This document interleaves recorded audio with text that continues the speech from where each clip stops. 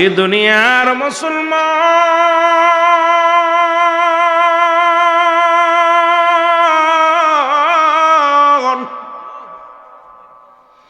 বান্দা যখন জান্নাতের বাগানের দিকে রওনা হয়ে যায় গো,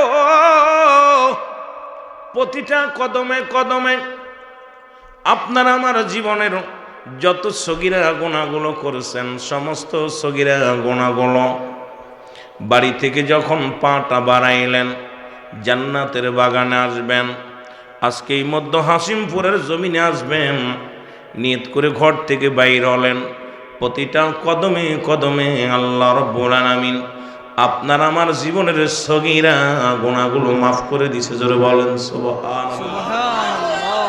এ মুসলমান, আমরা শুধু সগীরা গুনাহ করি নাই, ছোট গুনাহ যেটা বোঝায় সগীরা গুনাহ, ছোট ছোট গুনাহ আমরা শুধু সগীরা গুনাহ করি নাই, পদে পদে করেছি কবিরা গুনাহ। নামাজ ছেড়ে দেয়া কবিরা গুনাহ, মিথ্যা বলা কবিরা গুনাহ, বেগানা নারীর সঙ্গে দেখা দিয়া কবিরা গুনাহ, বেগানা পুরুষের সঙ্গে দেখা দিয়া কবিরা গুনাহ। এই ওয়াজ বাংলাদেশে চলবে না, ঈমান নষ্ট হয়ে গেছে মানুষের। এখন আর মুসলমান যাদের সঙ্গে দেখা দেয়া হারাম তাদের সঙ্গে বিয়ে করা জায়েজ, যাদের সঙ্গে দেখা করা জায়েজ তাদের সঙ্গে বিয়ে করা হারাম। আজকে বর্তমান জামানায় বড় কষ্ট লাগে, অন্তর ভিতরে বড় ব্যথা লাগে রে মুসলমান। দেখি আজকে পর্দা নাই, পর্দার ঘর খেলাফ করিয়া পর পুরুষ আজকে একত্রিত হইয়া সমাজটাকে এমন নষ্টের দিকে নিয়ে যাচ্ছে, এমন একটা পর্যায়ে চলে গেছেন দাড়ি টুপি মাথায় দিয়া পাগড়ি বান্ধিয়া বেগানা নারী নিয়ে রাস্তায় স্লোগান দিতেছেন। নির্বাচনের হাওয়া লাগছে, দেখা যায় বেগানা নারীগুলো আইসা বুকের ভিতরে উঠতেছে, বেগানা নারীগুলো স্লোগান দিতেছে। সবচেয়ে বড় কষ্ট হলো, আমার বড় আনন্দ লাগলো আমার ফুলতলি সাহেব কেবলার একটা কথা গো, উনি দুনিয়া থেকে বিদায় হইয়া কবর জগতে চলে গেছেন। আল্লাহর ওলি একটা কথা বলে গেছেন, বাঁচাও ইমান বাঁচাও দেশ। এমন একটা সময় আসবে, এই নির্দেশটা সাহেব কেবলা দিয়ে গেলেন। এখন চারিদিকে দেখি বিপদ, সামনে দেখি বিপদ, পিছনে দেখি বিপদ, পিছনে সামনে দেখি বিপদ, ডানে বামে বিপদ, বিপদ আর বিপদ। এখন ইমানের চাইতে ক্ষমতার দাম বেশি। জোরে জোরে চিল্লায় বলেন ঠিক কিনা? সবচেয়ে বড় কষ্ট আজকে কুয়াস করব কোথায়? যাদেরকে দিয়ে ভূত খেদাইব, ভূত তারাইব, তাদের ভূতে ধরছে।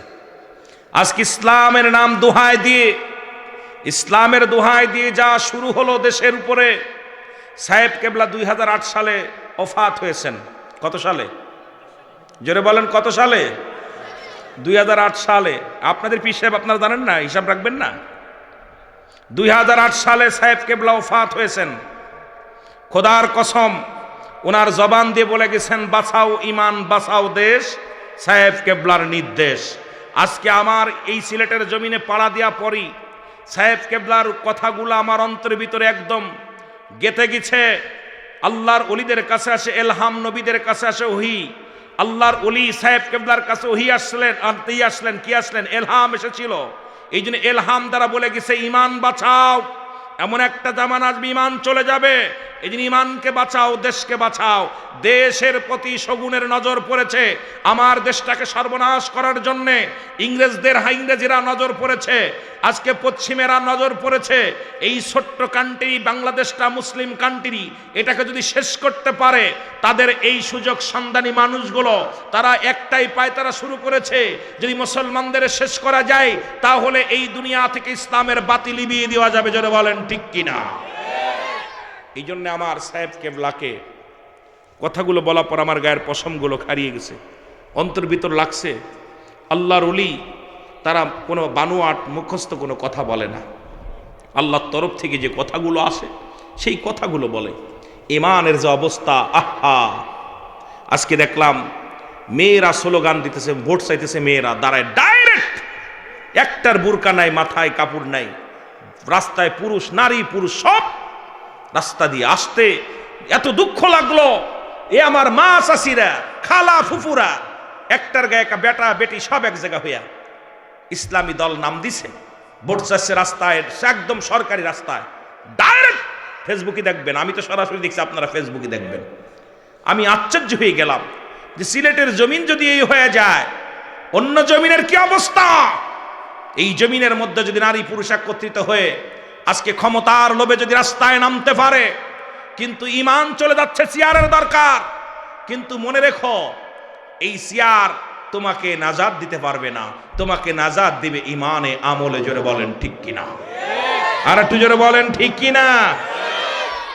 আমি আমার ভাইদেরকে বলবো, যারা নির্বাচন করতেছেন আলহামদুলিল্লাহ, আপনারা করেন, সীমা লঙ্ঘন করেন না।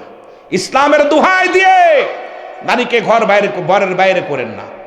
ইসলামের দোহাই দিয়ে আমার মা বোনদের ইজ্জত নষ্ট করেন না।